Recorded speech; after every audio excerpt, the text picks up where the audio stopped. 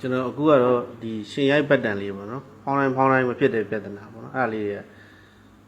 အဲ့ပြဿနာလေးကိုကျွန်တော်ဖြေရှင်းပြီးတော့ပေါ့နော်ဒီကောင်လေးကအခုဆိုလို့ရှိရင်ကျွန်တော်ခလုံးနှိပ်လိုက်တယ်ဒါပေမဲ့ဘိုးကမရောက်တော့ဘူးနော်မရောက်တော့ကျွန်တော်ဟုတ်စကားကိုသွားပြီးတော့ထိတဲ့ခါကျရင်ဒီကောင်ဖြောင်းဖြစ်တော့အဲ့ကြတော့ဒီကောင်လေးမှာဘာအပြက်များလဲဆိုတော့အဲ့ဒီ transistor လေးပေါ့နော်အဲ့ဒီအထက်မှာပါတဲ့ transistor 630ကျောင်းတဲ့ကောင်လေးပေါ့အဲ့ကောင်လေးပြက်များဒါကတော့ကျွန်တော်ကဒီဘက်ထရီလေးဟိုသူ့ထက်ပါတဲ့ original bike battery ဖြုတ်လိုက်တယ်ပေါ့ကျွန်တော် lithium 18650လေးထည့်လိုက်တယ်ပြီးတော့ဒီကောင်ကကျတော့ကျွန်တော်ကဒီ lithium လေးကိုအာတင်ဖို့အတွက်ဒီကောင်ပြန်ထည့်ထားတာပေါ့နော်ဒီကောင်လေးက3 ampere ရှိတယ်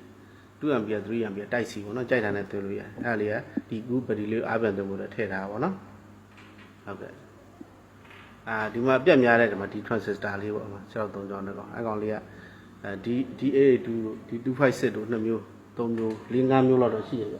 ရှိဘယ်ဟာဖြစ်ရတယ်ကြိုက်တဲ့ဥစ္စာတက်လို့ရတယ်ပေါ့နော်အားလေးကိုအဆင်ပြေတဲ့ဥစ္စာလေးတက်လိုက်ရတယ်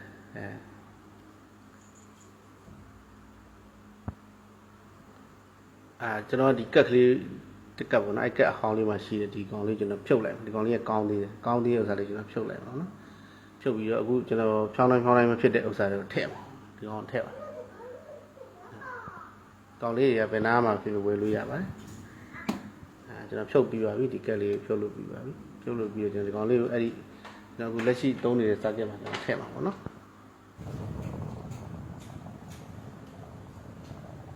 အဲဒီစနစ်တကျကျွန်တော်ထည့်လိုက်တယ်နော်ခဲလေးတွေတိကျတို့အခုဆိုကျွန်တော်ပြန်စမ်းကြည့်လိုက်နော်ကောင်လေးကပြန်တို့တဲ့ခါမှာကောင်းနေပါပြီပေါ့နော်သင်ပြေပြီဖြောင်းဖြစ်နေပြီပေါ့နော်โอเคကောင်လေးမှာအပြက်များတဲ့ဥစ္စာအဲ့ဒီ transistor လေးပေါ့နော်အဲ့ဒါလေးဖြုတ်လဲလိုက်အဆင်ပြေပြီနော်ကို